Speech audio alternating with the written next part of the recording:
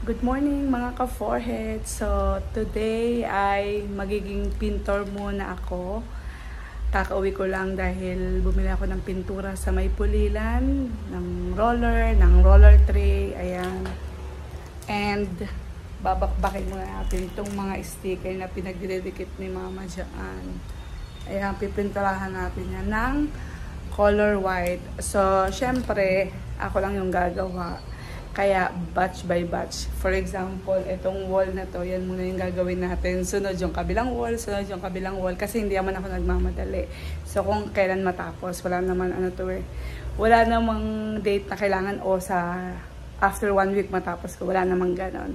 So, dahil wala naman akong ginagawa dito sa bahay, naisipan ko magpintura na lang dahil alam nyo na, pa-bare months na, papasko na, kailangan maganda yung ambience ng bahay. Taray, ambience! So, ito yung mahirap gawin. Ang nakalimutan ko, yung pangliha. Pero may nabili akong nakalimutan ko yung tawag doon, yung kapag ka may bakbak na ganyan. Yung pag may bakbak na ganyan, di ba lilihain mo muna. Tapos lalagyan mo na siya ng hindi pintura tawag doon, may tawag doon. Para kapag nagpintura ka, pantay siya, gano'n. Nakalimutan ko, basta mamaya. Tatanggalin ko muna to.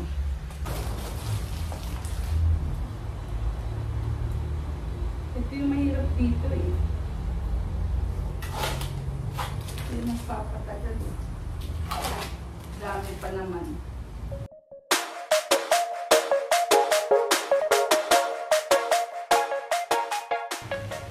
Ayan, natanggal ko na yung iba. Mamaya ako na itutuloy. So, magpipintura muna ako dito. Mamaya ako na itutuloy yan kasi mataas yun doon. Pangit, diba? Pintura muna tayo. So, ito ang aking mga pinagbibili. Ayan, yung roller tray. Ito yung sa mga gilid-gilid. Meron akong meron pa akong mas mataba ditong pintura. Tapos, yan. That's it. Roller. And ang ating white paint. 1 liter ba to? 4 liter. And ito yung sinasabi ko sa inyo na pangtatakip natin doon. Tapos, di ba, yung, alam mo, pintor yung datingan. Ilalagay mo dito, kukuha ka, ganun-ganun mo, tapos itatapal mong ganun. So, yun ang binili ko para instant na lang. Itatapal na lang siya kaysa yung lalagyan mo ng tubig. Yung powder, ito lalagyan mo ng tubig. Ito, rekta na. So, syempre, ako lang naman yung gagawa. Diba? So, nagmamadali, batch by batch. Ito munang batch na to ang unahin ko. Tapos, ito dito. Saka na yun dyan. Nakabukas na yun dyan. Let's see kung hanggang saan yung haabutin ng ating pagpipintura ngayon.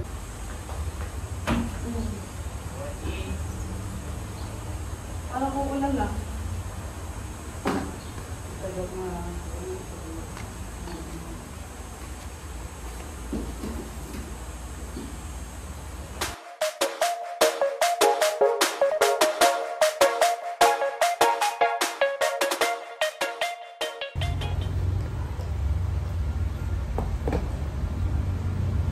Haluin pa pare? Kailangan haluin pa. Yung kabilang panghalo mo. Eh baka lo? Kahit na, yan. Ito nga oh. Pwede na ito.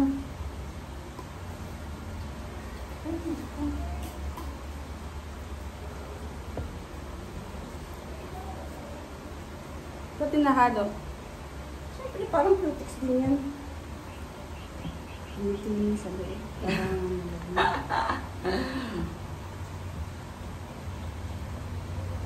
Malapit sana na haluin mo para mag-mix. Glossy daw to eh. 690. Pintor for a day. Ay! Tapos muna natin.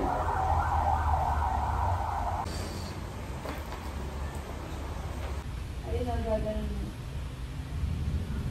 Sa baba mo na lang ilagay.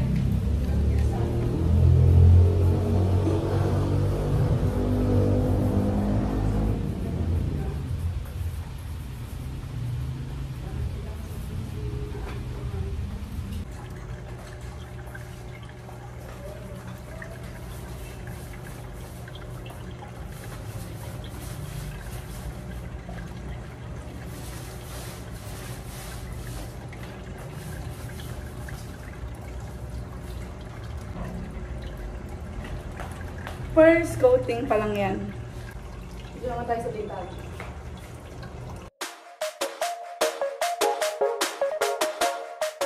Hello mga ka-forehead. So kakatapos ko lang mag-lunch. Hindi ko na na-video kasi sobrang gutom ko na. Time check is 12:30 and ito na yung natapos ko. Itong side na to, yan. At itong side. So ngayon naman ay dito tayo sa kabilang side. Ayan. So ang gagawin ko is yung half lang. Yung mga may, ano na yan, yung mga tinanggalan ko ng sticker. Hindi ko muna yan gagawin. So half lang muna tayo. Tignan natin kung ilang araw ko itong matatapos. So hindi ko pa alam, naka 2 coat ako kung ano magiging itsura. Kapag mas gusto ko pa ng isa pang coating, titignan muna natin. Pagka isa pang coating, edi bukas isang coating. Pero kung 2 coat, kasi hindi pa siya tuyo tignan. Pag 2 coat na at okay naman na, okay na yan. Nakakapagod. So mamaya, bago mag 3 o'clock, susunduin ko pa si Justin. Kaya dito mga tayo sa half na to.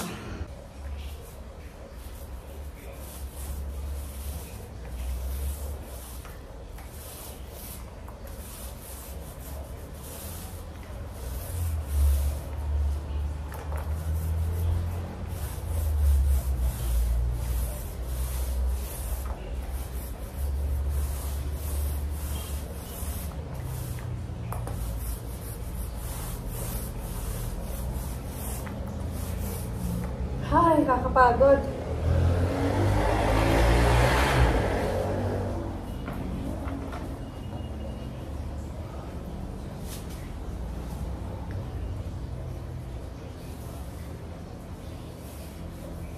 Ayan mga ka-forehead.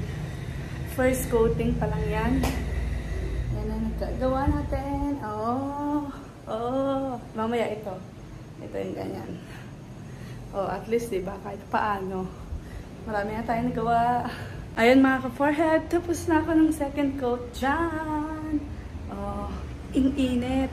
So, ang ginawa ko, kasi ito, may mamasilyahan dyan kasi diba nag-backpack. Bukas pupunta para may katuwang ako. So, maaga pa naman, 2:00 pa lang. Pero maya-maya susunduin ko na si Justin.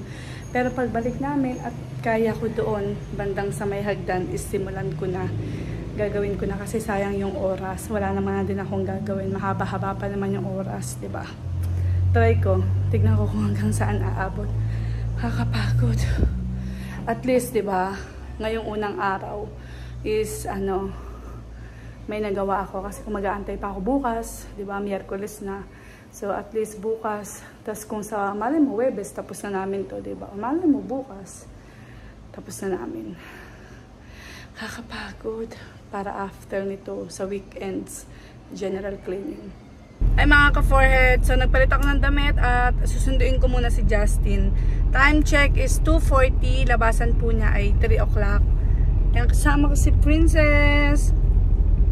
Susunduin ko muna, tapos pagbalik ay continue na naman ako sa pagpipintura. Sayang kasi yung oras, diba? Mahalaga ang oras. Mas maraming magagawa, mas maganda. Charot! So, sundo muna ako. Dito naman tayo sa may hagdan. Yan. Dito naman tayo sa may hagdanan. Magpipintura. Itong din na ito, pinagtanggalan ko nung nung LED namin na kapag may inuman. Yun yung ilaw namin. Okay na siguro yan kahit hindi ko na Okay na siguro, hindi na masyadong pansin na color white naman. Go!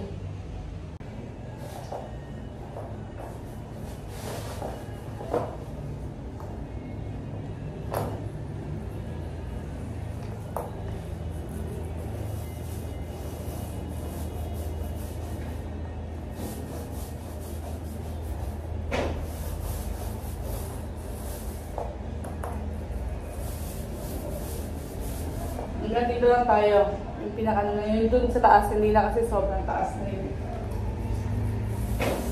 Ay, gaga.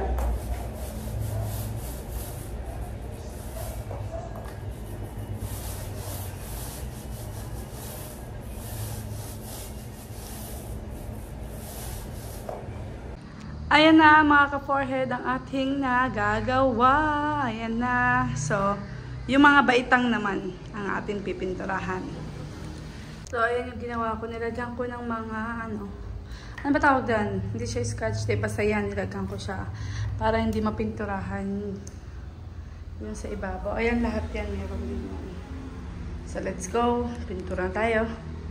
Ang pawis ko, para ako nag-exercise. Mag-ano mo tayo. Mango shake. Grabe, basang-basa, oh. Ang hirap pala mag-construction worker. Ang hirap. Ang init, nakakapagod, nakakangalay. Pero all good na ako. Tingnan mo. Kahit ako lang mag-isang dami ko nagawa, di ba? Bawal tatamad-tamad. Go, let's go na. Ayan na ang ating stairs. Alas 7 na. Tapos na ako. Bukas na to. Bukas na yan. Ito yung aking nagawa. Pakapakita ko sa inyo. Yan. Stairway to heaven. Yan. Done na. Hello mga ka-Ford, hindi ko na kayo na-update. Nag-dinner ako. Sobrang dami kong pagod talaga. Alam niyo yung yung feeling na parang binugbog yung katawan ko, yung mga braso ko, syempre kaka-roller, yung balakang ko. Talagang exhausted talaga yung feeling. Ay, so magpapahinga muna ako. Hindi ko sure bukas kung makakapagpintura ako. Na-realize, ayun, meron pa nga ako. Hindi pa ako nagtatanggal ng mga pintura sa mga katawan ko. Kasi nga, bukas magko-continue sa ako ng pintura. Minsan naisip ko, ganito pala yung feeling ng mga construction worker na yung mga pintor, yung mga, lalo na siguro yung mga naghahalo ng simento, yung mga graba, diba? Yung mga gumagawa ng bahay. Kasi ako unang try ko palang magpintura lang ako sa bahay. Ganito na yung pakiramdam. Siyempre, wala rin akong pahinga. Ang pahinga ko lang, kakain ako, inom ako ng tubig, tsaka iihi. Talagang sinagad ko kasi gusto ko nang matapos. Para hindi naaabutin ng matagal pa. Para pag weekends or mga susunod na araw, mag-general cleaning naman na ako kasi tapos na magpintura. Kaya, hindi ko alam. Sobrang dami kong pagod. Hindi ko na nahawakan yung cellphone ko. Kaya matutulog na muna ako. Update ko kayo bukas. So, natin ko ano yung mangyayari bukas. Good night mga ka-Foret. Parang sarap magpumasay talaga. Grabe, sobra talaga. Ngayon ko lang naranasan yung gantong pagod. Good night.